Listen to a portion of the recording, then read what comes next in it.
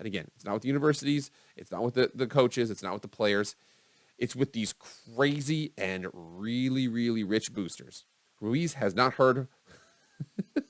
You want to know why the NCAA is just a complete piece of crap right here? Read this next sentence.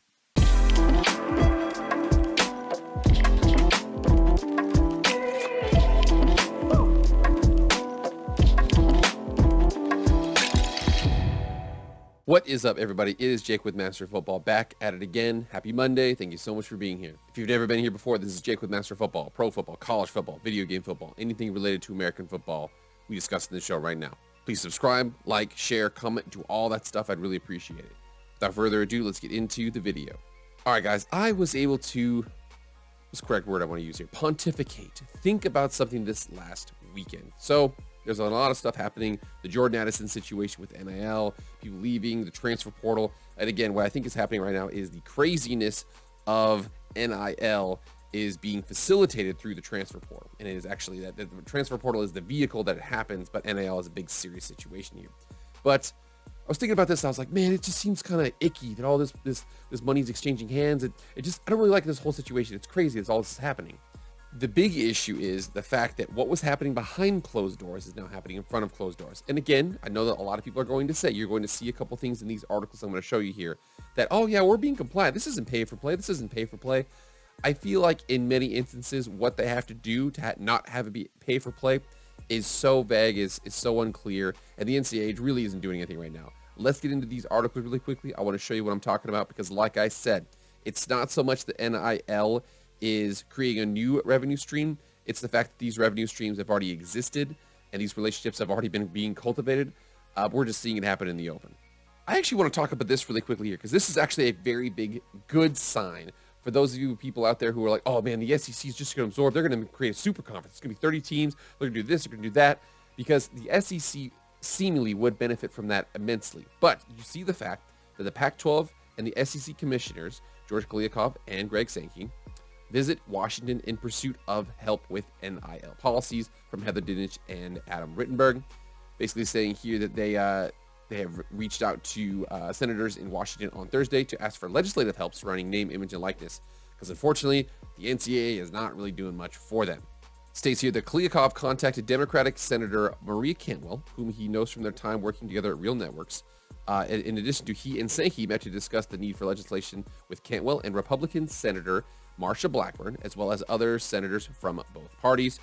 For far too long, the NCAA has refused to allow student athletes to benefit from their name, image, and likeness, Blackburn said in a statement. NCAA President Mark Emmert's resignation is one of the many necessary structural changes that will enable the NCAA to support our student athletes. I continue to push for the accountability and fairness measure our student athletes deserve. Geesh, well, Marsha Blackburn was not a big fan of Mark Emmert. Greg Sankey also issued a statement Thursday expressing his thanks for opportunity for conversations and dialogue with members of Congress. It also states here that the two commissioners were joined by Olympic Committee CEO Sarah Hirschland. Part of the pitch to lawmakers for forgiving college sports some antitrust protection is that moving to a more professional model for revenue-generating sports such as football and men's basketball would lead to fewer collegiate opportunities for Olympic sport athletes. Now, remember, Title IX basically guarantees the fact that, and again, Title IX has been expanded to mean a couple different things, but Title IX makes sure that anything you do for guys, you do for girls. But the fact that there is no girls football that is nearly as revenue generating as guys football, that's the reason why if you see you'll see if you go to any university website, you'll see the men's sports and then the women's sports. The women's sports are always like 6 or 7 extra sports. And that's because men's football has 85 scholarships. Women don't have men's football, but they do have, tennis and rowing and this and that and things like that to make up for the fact so that the scholarships are equal. I think that will still occur going forward, so I don't think there's going to be a big issue with the Olympic sport athletes, but again, wanted to make sure we just brought that up. So I am not the only one who's pessimistic that this is going to change anything. Big 12 Commissioner Bob Bowlesby, while supportive of the meeting, expressed doubt that anything will come of it in the short term. Getting anything done before the midterm elections is going to be next to impossible. It's great that they are going to do it, whether anything comes of it. We've had relationships with the same people they're talking to for a while. We'll see what comes of it. I wouldn't push for too much significance on it. And that's a big aspect of there is that Bob Bowlesby knows that these are still waters run deep, and the fact that things are getting moved is because things are hard to move. I think it's a huge thing that Greg Sankey with the SEC is sitting there and he's like, you know what, dude, we need to kind of address the situation, because the real big situation here isn't so much that there's, a lot of like deals with these companies or things like that. I think the bigger issue is, and again, it's not with the universities, it's not with the coaches, it's not with the players, it's with these crazy and really, really rich boosters. From Dennis Dodd just a couple days ago, NCAA aims to crack down on boosters disguising pay-for-play as name, image, and likeness payments. And again, you see the fact that now that, and what the big issue here is that now that boosters are having an opportunity to use these NIL deals as an opportunity to do kind of what they were doing the whole time, where they basically say, all right, here's the deal. All we need is a whole bunch of 5-star athletes. Just have them say, hey, write a couple posts, thanking our company, and we'll give them $1 million or something like that. I guarantee you that's the situation here, because you'll see the fact that the rules here are super vague and the enforcement of them is not very strong. What do you know? The NCAA, weak on enforcement? No way. Let's continue through the article. So it says right here, the NCAA council chairman, Shane Lyons, told CBS Sports the association's ruling body is motivated to push back against what is becoming a burgeoning scandal of disguised pay-for-play in college athletics. How are they having conversations with athletes? They're boosters. It says, we've never let boosters be involved in the recruiting process. Where did this go off the tracks? The collectives are boosters. Those collectives, some of which estimate there may be more than 100, emerged as an unintended consequence of what has basically become an unchecked NIL benefits. The heads of some of these larger collectives are well known to both coaches and administrators. John Ruiz Jr. is a billionaire alumnus who leads a University of Miami collective and has become the face of NIL collective issue. He is also an attorney, the son of Cuban immigrants who attended Miami when its football dynasty took shape in the 1980s. My platform is very consistent with all the rules of the NCAA and state law. We've probably got a more robust compliance system in the schools or the NCAA itself. He's kind of taking a shot at the NCAA there, but let's be honest. I'm extremely comfortable. This is totally kosher. We have legitimate companies. Ruiz has not heard... You want to know why the NCAA is just a complete piece of crap right here? Read this next sentence. Ruiz has not heard from NCAA regarding his NIL sponsorships since launching his collective earlier this year. Well, what do you know? They haven't done anything. For NCAA rules, boosters are not allowed to pay players directly or be part of a university's recruiting process. The NCAA defines boosters as representatives of a school's athletic interests. That definition extends to supporters who have made contributions to a school's athletic department, arranged for employment of athletes, and or assisted in providing benefits to athletes or their families. Once a person is designated as such a representative, they retain that identity for life, according to the NCAA. In the past, the NCAA has used a broad interpretation of that to penalize the schools.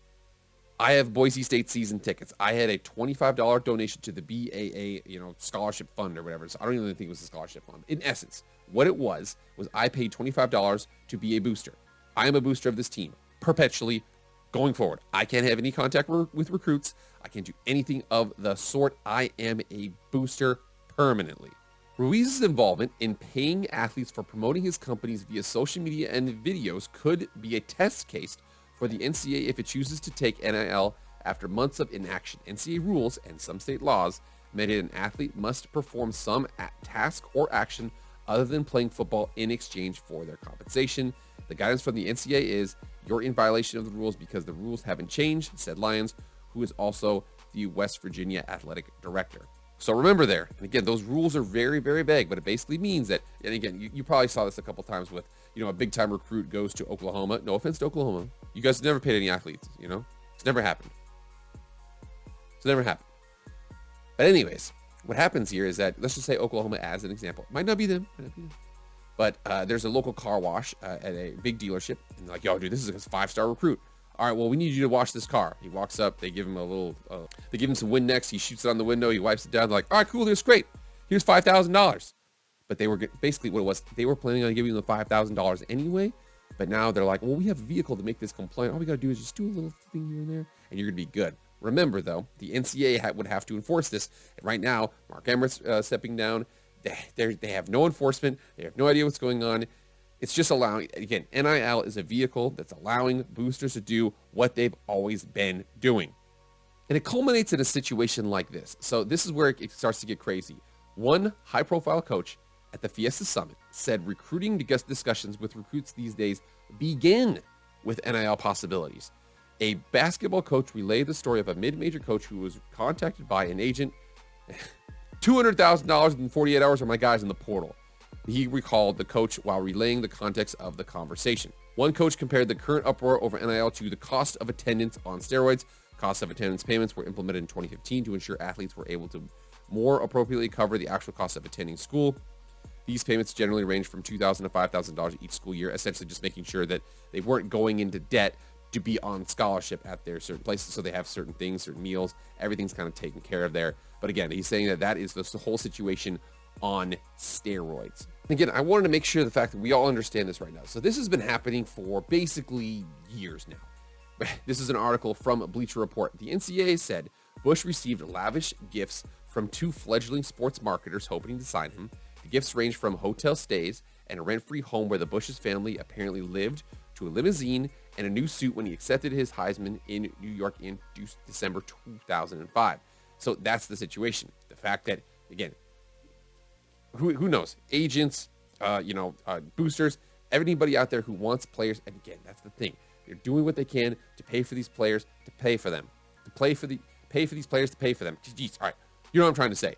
In essence, what it is this is basically just semi-pro, something like that. But some of these guys get paid a lot. So much so that we have to talk about the SMU situation. The SMU situation, again, the Pony Express is what it was known as, but it's also, there was a documentary called The Pony Excess. The Pony Excess stated that there was a couple players who got drafted into the NFL from SMU, and they said they had to take pay cuts leaving college, where they were supposed to not be getting paid, going to the NFL. That is nuts. I do think this is a big situation with SMU. They were made an example of. They were in Dallas. It's Highland Park. It's a really, really rich area.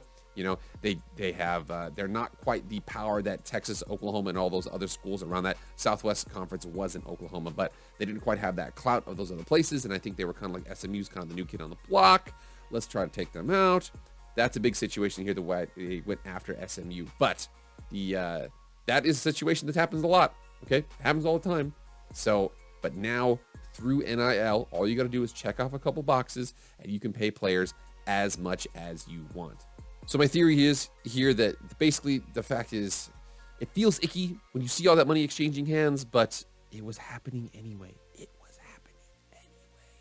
Now they have to satisfy a couple of compliance things that nobody's even checking anyway, and they're just able to send that money out. What do you guys think of this whole situation? What would you do to solve it? Is there any solve here? Does the NCAA have any, ability to address the situation, or is it Pandora's box open and there's no closing it? What are we going to do here? What do you guys think? Let me know. All right, guys, that's it. Thank you so much for being here. Please like, share, comment, subscribe, do all that stuff. That's it, guys. I'll see you tomorrow. I am out.